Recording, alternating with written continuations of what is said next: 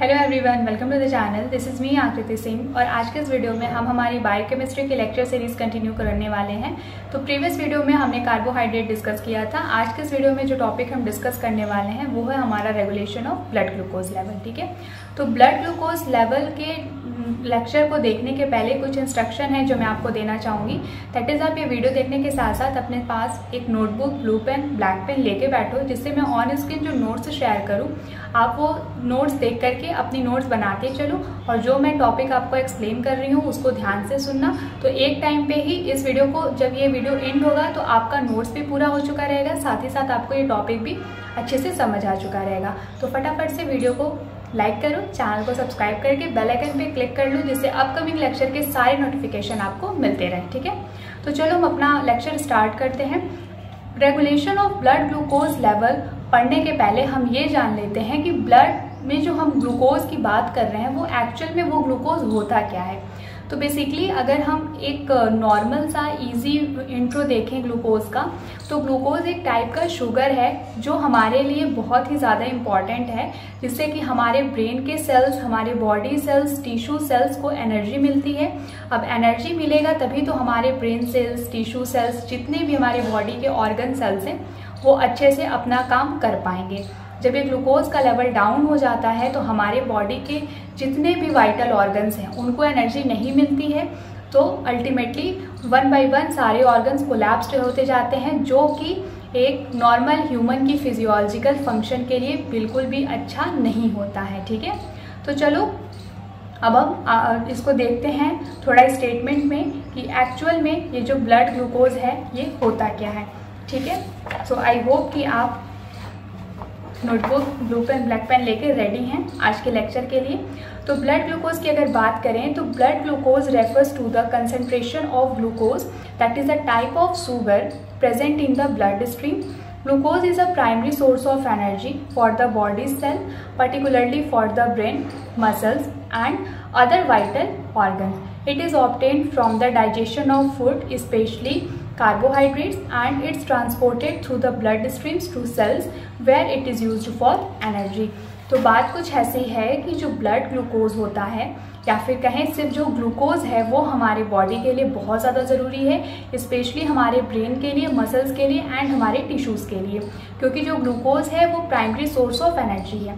तो ये primary source of energy हमारे बॉडी को मिलती कैसे है, तो जब हम फूड इनटेक करते हैं तो उसमें से जो कार्बोहाइड्रेट का डाइजेशन होता है, जो हमारे ब्लड में कार्बोहाइड्रेट का एब्जॉर्प्शन होता है, उससे फाइनली हमें ग्लूकोज मिलता है। फिर जब ये ब्लड स्ट्रीम में जब हमारे ग्लूकोज ऑलरेडी एब्जॉर्ब हो जाता है तो ब्लड जैसे जैसे पूरी बॉडी में सर्कुलेट करता है उसके साथ साथ ग्लूकोज भी हमारी बॉडी में सर्कुलेट कर जाता है। और जिस तरीके से जब ब्लड हमारे ब्रेन को, मतलब जो ग्लूकोज के साथ मिक्स हुआ ब्लड हमारे ब्रेन में पहुंचेगा तो वहाँ तक ग्लूकोज भी चला गया, जहाँ जहाँ ब्लड सर्कुलेट करेगा वहाँ वहाँ हमारा ग्लूकोज पहुँचता जाएगा। ठीक है, अब ब्लड ग्लूकोज रेगुलेशन। तो ब्लड ग्लूकोज रेगुलेशन से हम क्या समझते हैं वो देखते हैं। तो blood glucose regulation is crucial for maintaining homeostasis in the body. तो हमारे बॉडी के स्टेबिलिटी के लिए हमारे बॉडी में ब्लड ग्लूकोज के लेवल का मेंटेन होना बहुत ही ज़्यादा ज़रूरी है। ठीक है, the body must keep blood glucose level within a narrow range to provide a constant supply of energy to the cells, especially the brain which release heavily on glucose. बात ध्यान दीजिएगा, ये स्टेटमेंट बार बार आ रहा है कि जो हमारा brain है वो हैविली हमारे ग्लूकोज लेवल पे डिपेंड है। मीन्स कि अगर हमारी बॉडी में ग्लूकोज का लेवल जो भी उसका एक नैरो रेंज है जहाँ पे उसको जितना लेवल मेंटेन होना चाहिए, अगर उस लेवल के ज़्यादा होता है या फिर उस लेवल से बहुत कम जाता है तो इसका इफेक्ट हमारे ब्रेन पे पड़ेगा। ठीक है, तो अब आगे देखते हैं। आई होप कि यहाँ तक आपको समझ में आया होगा। इसमें ज़्यादा कुछ ऐसा है नहीं जो आपको समझ में ना आए। वैसे मैं अपने साइड से हमेशा इजी लैंग्वेज में समझाने की कोशिश करती हूँ, बट स्टिल अगर आपको कुछ ऐसा लगे कि मुझे लेक्चर में या फिर नोट्स में कुछ इम्प्रूव करने की ज़रूरत है तो please let me know in the comment section. ठीक है, तो स्टेटमेंट एक बार फिर से हम रीड करते हैं।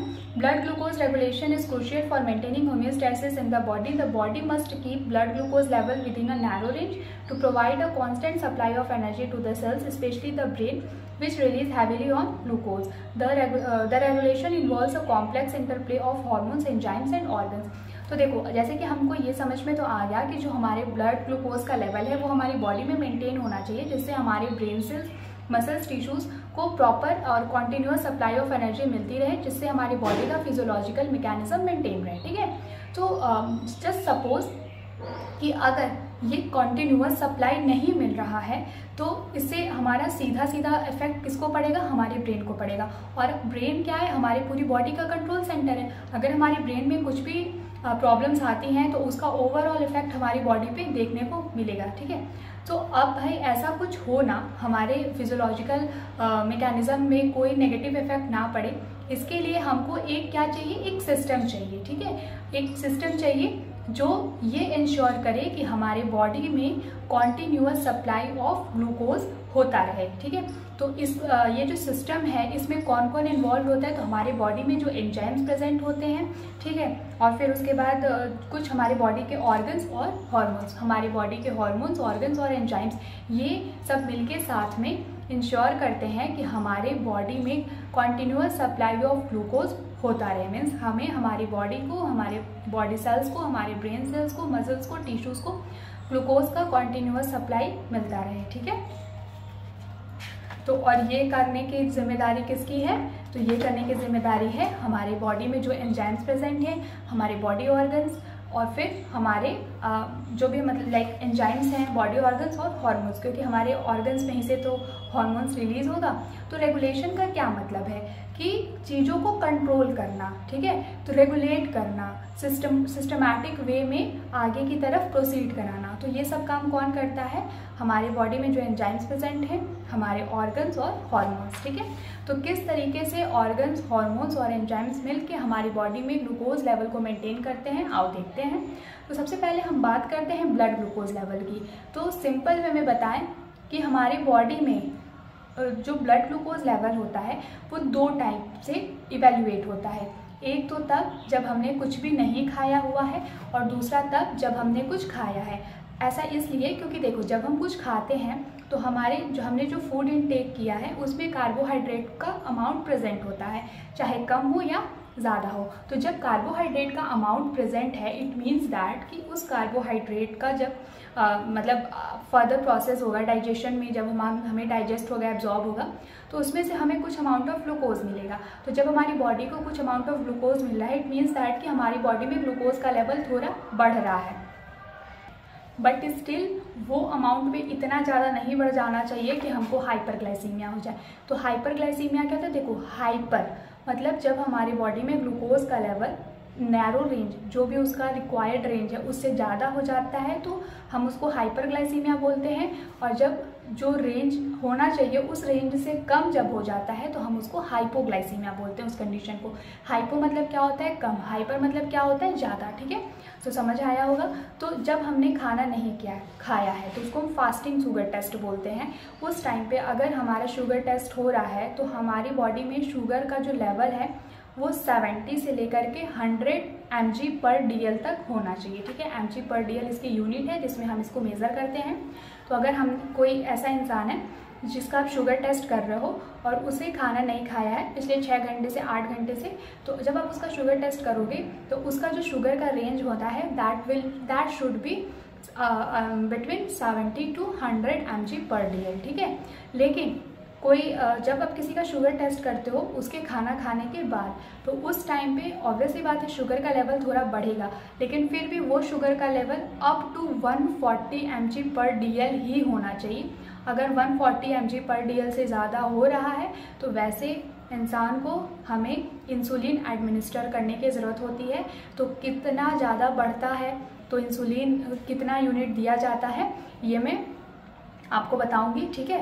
बट अभी के लिए आप इतना जान लो कि नॉर्मल रेंज अगर किसी ने खाना नहीं खाया है पिछले 6-8 घंटे से, तो उसकी बॉडी में जो ब्लड ग्लूकोज लेवल का नॉर्मल रेंज होता है वो 70 से 100 mg/dl होना चाहिए। mg/dl क्या है, इसका यूनिट है। और अगर किसी ने खाना खाया है उसके बाद आप उसका शुगर टेस्ट कर रहे हो तो भी उसका जो शुगर लेवल है वो अप टू 140 mg/dl ही होना चाहिए, उससे ज़्यादा नहीं होना चाहिए, ठीक है। अब हम बात करते हैं कि जो क्या कहते हैं, अब जैसे कि हमने देखा कि हमारी बॉडी में ब्लड ग्लूकोज के लेवल को रेगुलेट करने की जो रिस्पॉन्सिबिलिटी है वो हमारी बॉडी के हार्मोन्स, ऑर्गन और एंजाइम्स की है।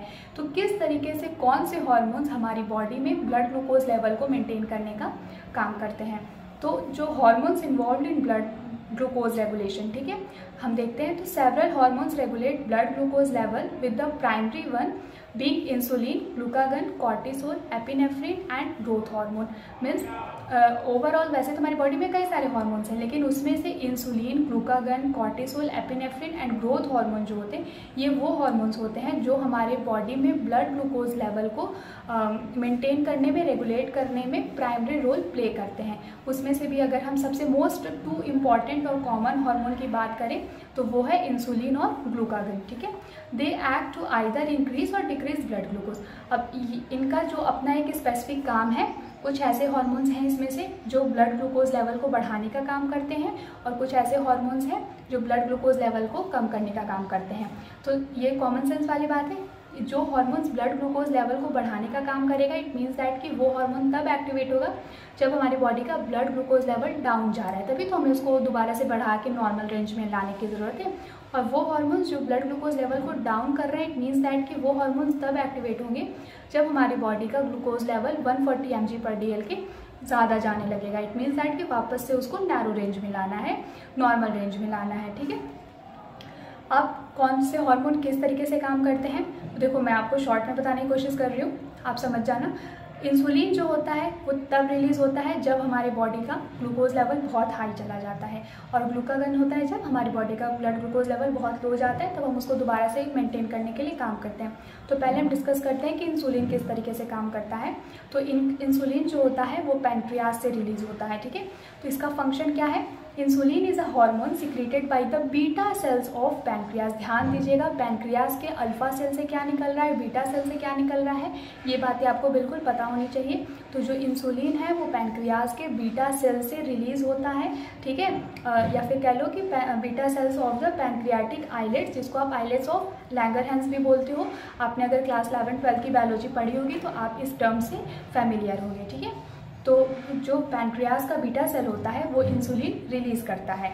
अब ये किस तरीके से एक्शन इसका क्या होता है, तो it lowers blood glucose level by facilitating the Uptake of glucose into tissues, especially muscles and adipose tissue, and promoting the storage of glucose as glycogen in the liver। तो ग्लाइकोजेनेसिस, देखो insulin क्या करता है, जब हमारी body में blood glucose का level ज़्यादा हो जाता है, बढ़ जाता है, तो पैंक्रियाज के बीटा सेल से इंसुलिन रिलीज होता है, ठीक है। वो इंसुलिन क्या करता है, जो टिश्यूज़ में स्पेशली एडिपोज टिश्यूज़ पे जो हमारे ग्लूकोज का लेवल बढ़ा है, वो उस ग्लूकोज को इंसुलिन क्या करेगा, वो उस ग्लूकोज को ले लेगा, ठीक है, ग्रैब कर लेगा, अपटेक कर लेगा, और क्या कराएगा, उस ग्लूकोज को बॉडी से वेस्ट नहीं करेगा, क्योंकि भाई हमको फर्दर एनर्जी की नीड पड़ेगी, तो उस ग्लूकोज को ग्लाइकोजन के फॉर्म में कन्वर्ट करा देगा। और ये ग्लूकोज ग्लाइकोजन के फॉर्म में कहाँ कन्वर्ट होता है, हमारे लीवर में ग्लाइकोजेनेसिस का प्रोसेस होता है ना। अगर आपने इसके पहले वाली लेक्चर आपने देखा है तो ग्लाइकोजेनेसिस क्या होता है वो मैं बता चुकी हूँ, आप इसलिए मैं बोल रही हूँ एक बार ग्लाइकोजेनेसिस वाला मतलब कार्बोहाइड्रेट का लेक्चर देखिएगा ज़रूर, ठीक है।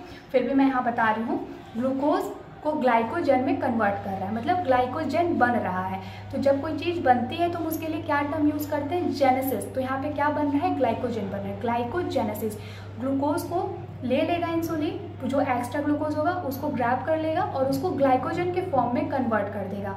तो ग्लूकोज से ग्लाइकोजन बनाना का प्रोसेस क्या होता है, दैट इज ग्लाइकोजेनेसिस। और लीवर में फिर ग्लाइकोजेनेसिस में ग्लाइकोजन में कन्वर्ट करा के वहाँ पर स्टोर करा देगा, ठीक है। फिर फर्दर इन केस कभी हमारे बॉडी में ऐसा कंडीशन आया कि हमको ग्लूकोज की अर्जेंट नीड है, तो ये ग्लाइकोजेनेसिस क्या होगा, ब्रेक हो जाएगा और दोबारा से हमको ग्लूकोज प्रोवाइड करेगा, ठीक है। तो इंसुलिन क्या करता है, ग्लूकोज को ग्लाइकोजन के फॉर्म में कन्वर्ट, मतलब जो एक्स्ट्रा ग्लूकोज होता है उसको ग्लाइकोजन के फॉर्म में कन्वर्ट करके स्टोर करा देता है बॉडी में, ताकि अब जब एक्चुअल में इसकी ज़रूरत पड़ेगी इस एक्स्ट्रा ग्लूकोज की, तब ये काम करेगा, ठीक है।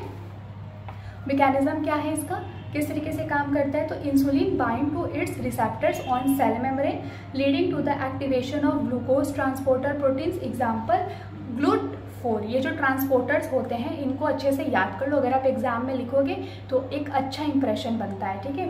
GLUT4 in muscles and fat cells that allow glucose to enter the cells. Basically ये जो GLUT4 ये सब रिसेप्टर्स होते हैं, तो आपने रिसेप्टर्स, स्टिमुलाई, ये सारी चीज़ें केमिस्ट्री में भी आप पढ़े होंगे। तो देखो बेसिकली होता क्या है, इंसुलिन को बाइंड करने के लिए चाहिए कुछ, तो इंसुलिन का ये क्या होता है कि जो मसल्स पे रिसेप्टर्स प्रेजेंट होते हैं, सेल मेम्ब्रेन पे जो रिसेप्टर प्रेजेंट होते हैं, वो क्या करता है कि जब ग्लूकोज का हमको क्या करना है, एक्स्ट्रा ग्लूकोज को ट्रांसपोर्ट करना है, तब वो क्या करेगा, ये सारे कंडीशन एक्टिवेट करता है किसको, पैनक्रियास को, कि भाई तुम इंसुलिन रिलीज करो, ठीक है। फिर वो इंसुलिन जब आएगा तो जो रिसेप्टर्स प्रेजेंट होते हैं मसल्स पे, उस रिसेप्टर्स के साथ बाइंड हो जाएगा और उस मसल्स की टिश्यूज से जो भी एक्स्ट्रा ग्लूकोज होगा उसको अपटेक कर लेगा और उसको ग्लाइकोजन में कन्वर्ट करके स्टोर करा देगा, ठीक है। सिंपल वे में आप यही समझो। तो आई होप आपको इतना समझ में आया होगा। अब हम आगे बढ़ते हैं ग्लूकागन। तो इंसुलिन किस तरीके से काम करता है आपको समझ में आ गया। अब हम ग्लूकागन की बात करते हैं। तो कॉमन सेंस यूज़ करना, इंसुलिन जब ग्लूकोज लेवल हमारी बॉडी में नॉर्मल रेंज से ज़्यादा जा रहा है तो उसको दोबारा से नॉर्मल रेंज में लाने के लिए और एक्स्ट्रा ग्लूकोज को in the form of glycogen store करने के लिए इंसुलिन रिलीज हो रहा है। ग्लूकागन जस्ट इसका अपोजिट, जब हमारी बॉडी में ग्लूकोज का लेवल डाउन हो जाता है तो ग्लूकागन क्या करता है, अब भाई हमको ग्लूकोज चाहिए, ठीक है। तो ग्लूकागन ऐसे टाइम पे ग्लूकागन हमारी बॉडी क्या रिलीज करेगी, ग्लूकागन नाम का हार्मोन रिलीज करेगी। वो ग्लूकागन क्या करेगा, जो ग्लाइकोजन, जो एक्स्ट्रा ग्लूकोज ग्लाइकोजन के फॉर्म में स्टोर हुआ था, उस ग्लाइकोजन को तो ब्रेक करेगा। अब जब ग्लाइकोजन ब्रेक हो रहा है तो लाइसिस जो टर्म होता है वो ब्रेकेज को डिनोट करता है। तो देखो इंसुलिन ग्लूकोज से ग्लाइकोजन बना रहा था, तो हम वहाँ पे जो टर्म यूज़ कर रहे थे ग्लाइकोजेनेसिस। अब ग्लूकागन क्या करेगा, उसको ग्लूकोज चाहिए ना, तो एक्स्ट्रा ग्लूकोज ग्लाइकोजन के फॉर्म में स्टोर है तो वो ग्लाइकोजन को तोड़ेगा। तो क्या होगा, ग्लाइकोजिनोलाइसिस का प्रोसेस कौन कराएगा, ग्लूकागन, ताकि जो स्टोर्ड ग्लूकोज है वो हमारी बॉडी से रिलीज हो, ताकि हमारी बॉडी को ग्लूकोज मिल पाए, ठीक है। तो ग्लूकागन फ्रॉम द पैनक्रियास से ही इंसुलिन भी निकलता है, ग्लूकागन भी निकलता है। लेकिन हमने पढ़ा है कि इंसुलिन जो है वो पैनक्रियास के बीटा सेल से निकलता है, ठीक है। और ग्लूकागन की बात करें तो glucagon is secreted by the alpha cells of pancreatic islets. ये बात बहुत ध्यान रखने वाली है, एमसीक्यू में आ सकता है। जो इंसुलिन होता है वो पैनक्रियास के बीटा सेल से रिलीज होता है और जो ग्लूकागन होता है वो पैनक्रियास के अल्फा सेल से रिलीज होता है। अब इसके एक्शन की बात करें तो it raises blood glucose level, ये ब्लड ग्लूकोज लेवल को बढ़ाता है by stimulating the liver to release glucose into blood stream through process like glycogenolysis, break down of glycogen to glucose and gluconeogenesis. तो देखो ये क्या करता है, इंसुलिन क्या कर रहा था, लीवर में एक्स्ट्रा ग्लूकोज को जाके स्टोर करा दिया, ग्लाइकोजेनेसिस का प्रोसेस कराया, ठीक है। अब एक ऐसा कंडीशन आया जब हमारी बॉडी में ग्लूकोज का लेवल बहुत डाउन चला गया और हमको ग्लूकोज की ज़रूरत है, तो ग्लूकागन क्या करेगा, लीवर से कहेगा कि भाई लीवर, इंसुलिन भैया ने जो एक्स्ट्रा ग्लूकोज ग्लाइकोजन के फॉर्म में स्टोर किया था उस ग्लाइकोजन को तुम ब्रेक करो। मैं ग्लूकागन हूँ, मेरा काम है जब ब्लड ग्लूकोज लेवल डाउन जाए तो ब्लड ग्लूकोज लेवल को रेज करना, तो तुम उस ग्लाइकोजन को ब्रेक करो ताकि हमको ग्लूकोज मिले। तो यहाँ पे दो प्रोसेस हो रहे हैं, एक तो ग्लाइकोजन ब्रेक हो रहा है तो ग्लाइकोजिनोलाइसिस हो रहा है। अब वो ग्लाइकोजिनोलाइसिस ब्रेक हो रहा है तो हमको क्या मिल रहा है, ग्लाइकोजन जब ब्रेक हो रहा है तो हमको क्या मिल रहा है, ग्लूकोज। तो ग्लूकागन ग्लूकोनियोजेनेसिस करा रहा है, इंसुलिन जेनेसिस करा रहा था और ग्लूकागन ग्लूकोनियोजेनेसिस करा रहा है। मतलब ग्लाइकन क्या होता है, ग्लूकागन क्या होता है, ग्लूकोज बना रहा है ना, ग्लाइकोजन से ग्लूकोज बन रहा है, इसलिए ग्लूकोनियोजेनेसिस करा रहा है। और इंसुलिन क्या कर रहा था, एक्स्ट्रा ग्लूकोज को ग्लाइकोजन के फॉर्म में बना दे रहा था, इसलिए ग्लाइकोजेनेसिस। ये ग्लाइकोजेनेसिस और ग्लूकोनियोजेनेसिस बहुत कन्फ्यूजन होता है, लेकिन आप 2-4 बार इस लेक्चर को देखोगे, तो 4 बार नोट्स को पढ़ोगे तो आपको चीज़ें क्लियर हो जाएंगी। ठीक है, तो अब इस तरीके से ग्लूकागन क्या करता है, जो एक्स्ट्रा ग्लूकोज ग्लाइकोजन के फॉर्म में स्टोर हुआ रहता है उसको ब्रेक करा देता है और ग्लूकोज दोबारा से ग्लूकोज बनाता है और फिर वो ब्लड स्ट्रीम के थ्रू पूरी बॉडी में सर्कुलेट हो जाता है। ठीक है, तो इस तरीके से इंसुलिन और ग्लूकागन हमारे बॉडी के ग्लूकोज लेवल को मेंटेन करते हैं। ठीक है, अब देखो इनके अलावा भी हमने कुछ हार्मोन्स के नाम देखे थे जो हमारे बॉडी के ब्लड ग्लूकोज लेवल को मेंटेन करते हैं। तो वो कौन कौन से हार्मोन्स हैं, कॉर्टिसोल है, एपिनेफ्रिन है और ग्रोथ हार्मोन है। तो ये कैसे रोल प्ले करता है, देखो कॉर्टिसोल, एपिनेफ्रिन, ग्रोथ हार्मोन अगर आपको एग्जाम में याद आता है तो वेल एंड गुड, बट अगर एग्जाम में नहीं याद आता है तो अगर आप ग्लूकागन और इंसुलिन का सारा मैकेनिज्म, एक्शन, फंक्शन सब अच्छे से लिख के आओगे तब भी आपको मार्क्स मिल जाएंगी।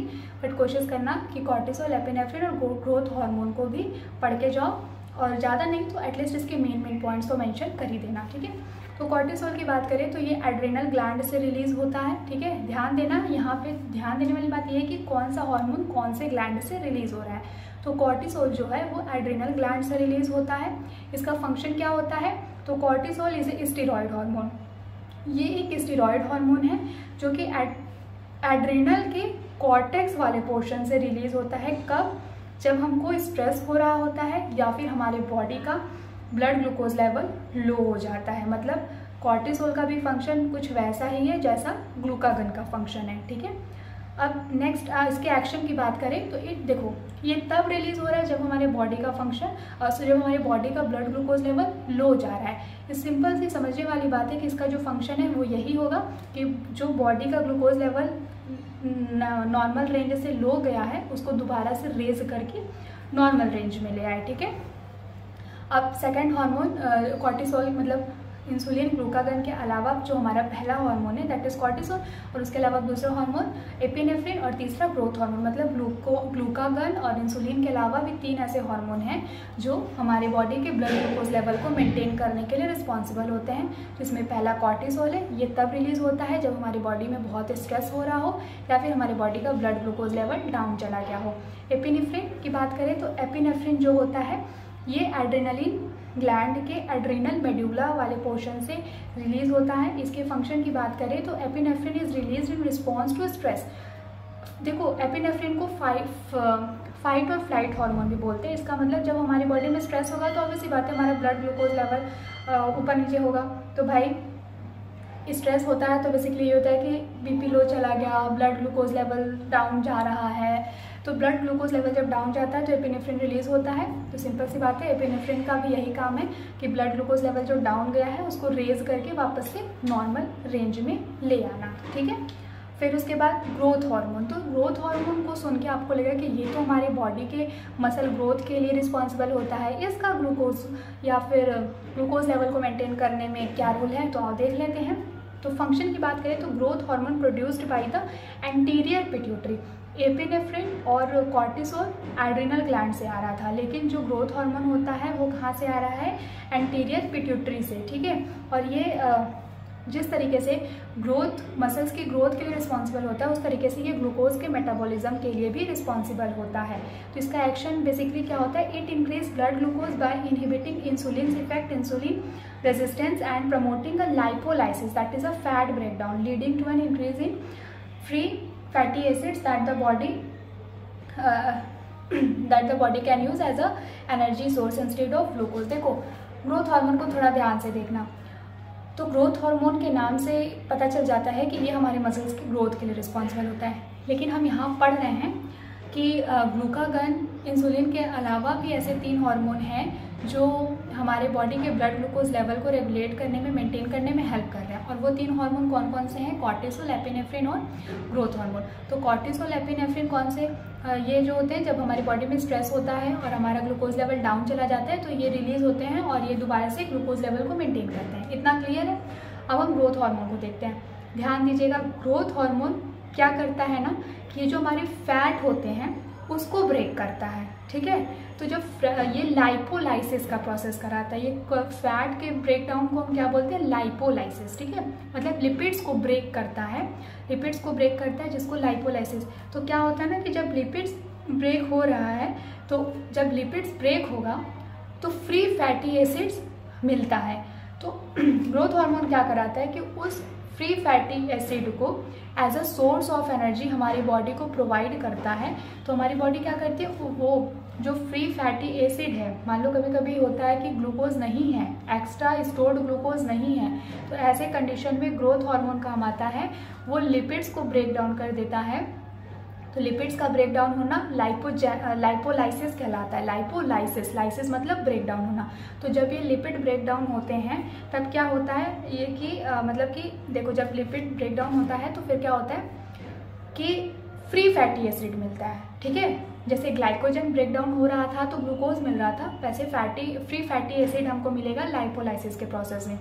ये फ्री फैटी एसिड को हमारी body as a source of energy use कर सकती है जब बॉडी को ग्लूकोज नहीं मिल रहा है। तो इस तरीके से एपिनेफ्रिन, कॉर्टिसोल और ग्रोथ हार्मोन भी हमारे बॉडी में ब्लड ग्लूकोज लेवल को मेंटेन करने का काम करते हैं। और ग्रोथ हार्मोन एक और काम करता है, जो ग्रोथ हार्मोन होता है ना, वो क्या करता है कि इंसुलिन के लिए रेजिस्टेंस पैदा कर देता है।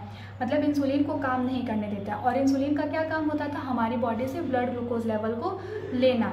लेकिन वो कब सही है, जब हमारे बॉडी का ब्लड ग्लूकोज लेवल हाई है, तब तो भाई एक्स्ट्रा वाले को हमको वहाँ से ग्लूकोज के फॉर्म से हटा करके ग्लाइकोजन के फॉर्म में स्टोर कराना है। लेकिन जब ऑलरेडी हमारे ब्लड में ग्लूकोज लेवल कम है, अगर उस टाइम पे इंसुलिन ब्लड से ग्लूकोज निकालेगा तो क्या सही है? ऑफकोर्स नहीं सही है ना, क्योंकि ऑलरेडी कम है और तुम ले रहे हो तो ये तो गलत होगा। तो ऐसे में क्या करता है कि ग्रोथ हार्मोन इंसुलिन के लिए रेजिस्टेंस पैदा करता है, एक रेजिस्टेंस वाला इन्वायरमेंट क्रिएट कर देता है, जिससे इंसुलिन ग्लूकोज लेवल में से ब्लड में से ग्लूकोज को ले नहीं पाता है। तो और फिर क्या होता है, लाइपोलाइसिस का प्रोसेस होता है, जिससे लाइपोलाइसिस के प्रोसेस से हमको फ्री फैटी एसिड मिलता है। तो अगर उस कंडीशन में हमारी बॉडी में ग्लूकोज अवेलेबल नहीं है तो हमारी बॉडी इस फ्री फैटी एसिड को as a source of energy use करके कुछ देर अपना बॉडी का मैकेनिज्म मेंटेन कर लेती है, फिजियोलॉजिकल मैकेनिज्म मेंटेन कर लेती है। उसके बाद तो आप जानते ही हो बहुत सारे मेडिकल इंटरवेंशन हैं। हॉस्पिटल अगर आप पहुंच जाओगे तो वहाँ आपको आपकी कंडीशन के अकॉर्डिंग ट्रीटमेंट प्रोवाइड करा जाएगा। और क्योंकि देखो, as a health care professional आपको इतना पता होना चाहिए, आपको खुद भी पता होना चाहिए, इवन आप अपने सराउंडिंग में भी एडवाइस करो कि अगर आपको अपने नॉर्मल फिजियोलॉजिकल में कोई भी डेविएशन देखने को मिल रहा है, कुछ भी प्रॉब्लम आ रही है, तो घर बैठ करके सही होने का इंतज़ार करने से बेटर है कि आप एक बार हॉस्पिटल ज़रूर जाएं, वहाँ पे डॉक्टर से एडवाइस लें। वो जैसा बोलेंगे, आपके लिए जो कंडीशन, जो टेस्ट एडवाइस करेंगे वो टेस्ट कराओ, ट्रीटमेंट कराओ और एक अच्छी हेल्थी लाइफस्टाइल अपनी एंजॉय करो, ठीक है। So this is all about today's video. I hope आपको आज का लेक्चर समझ में आया होगा, बट स्टिल आपको कोई भी डाउट है तो let me know in the comment section. बाकी जो भी लेक्चर सीरीज़ के रिगार्डिंग इन्फॉर्मेशन है, कॉन्टैक्ट डिटेल है, वो कमेंट सेक्शन में मेंशन है, वो आप एक बार देख लेना। अभी के लिए वीडियो को लाइक करो, चैनल को सब्सक्राइब करके, and most important bell icon पे क्लिक कर लो, जिससे अपकमिंग लेक्चर की सारी नोटिफिकेशन आपको मिलती रहे।